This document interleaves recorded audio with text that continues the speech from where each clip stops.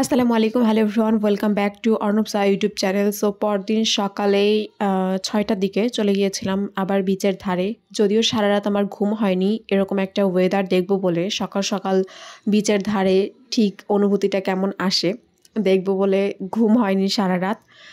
২ ঘন্টা কি ৩ ঘন্টা ঘুমানোর পর ৫টার সময় উঠে পড়ছি। তখন থেকে রেডি হয়ে তারপর ৬টার দিকে আসছি বিচের ধারে। আসার পর সকালে আবারও পা ভিজাইছি, এইটাই এতটুকুই করছি। তারপর সমুদ্রটা উপভোগ করছি, খুবই বাতাস ছিল, খুব এনজয় করছি। আপনাদের ভালোবাসায় আমার এই ছোট্ট চ্যানেলটা আস্তে আস্তে বড় হচ্ছে, ৫০০ সাবস্ক্রাইবার পূরণ হয়েছে, সেই উপলক্ষে বলতে পারেন একটা ছোটোখাটো সেলিব্রেশন আর কি। তো কক্সবাজারে গিয়ে এটা হয়েছে, ওই জন্যই আর কি এই সেলিব্রেশনটা। তারপর আমরা দুইজন একটু চা খেয়ে নিই সমুদ্রর পাড়ে। এরপর আমাদের গাড়ি যেহেতু ছিল সকালেই 11:30টার দিকে, সো আমরা একটা হোটেলে যাই, সেখান থেকে পরোটা, ডাল এবং সবজি খাই, হালকা খাবার খেয়ে নিই।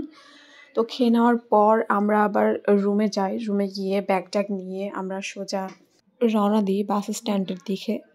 সো এই তো আমাদের বাস, যদিও স্লিপার নিছিলাম, তারপরও কক্সবাজার থেকে সরাসরি ঢাকাতে আসতে অনেক বেশি কষ্ট সহ্য করতে হয়েছে।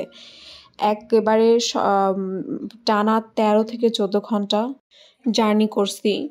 যখন চিটাগাং গেছিলাম তখনও এতটা কষ্ট হয়নি, কারণ ঢাকা থেকে চিটাগাং যাওয়ার পর রেস্ট নেওয়ার পর তারপর আমরা কক্সবাজার গেছিলাম। সো এতটা কষ্ট হয়নি যতটা কষ্ট আসার দিন হয়েছে। খুব কষ্ট পাইছি।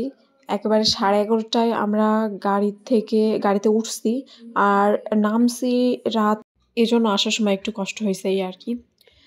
সো এই তো ওয়েদার উপভোগ করতে করতে যাচ্ছিলাম। মজাই লাগছিল, প্রথম দিকে মজা লাগছিল, তারপর এত বোরিং ফিল করছিলাম যেটা ভাষায় প্রকাশের না।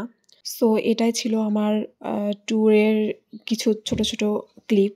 সো আজকের ভিডিও এই পর্যন্তই। যদি ভালো লাগে তাহলে অবশ্যই লাইক, কমেন্ট এবং শেয়ার করবেন এবং আমার চ্যানেলটিকে সাবস্ক্রাইব করে আমার পাশেই থাকবেন। আল্লাহ হাফিজ।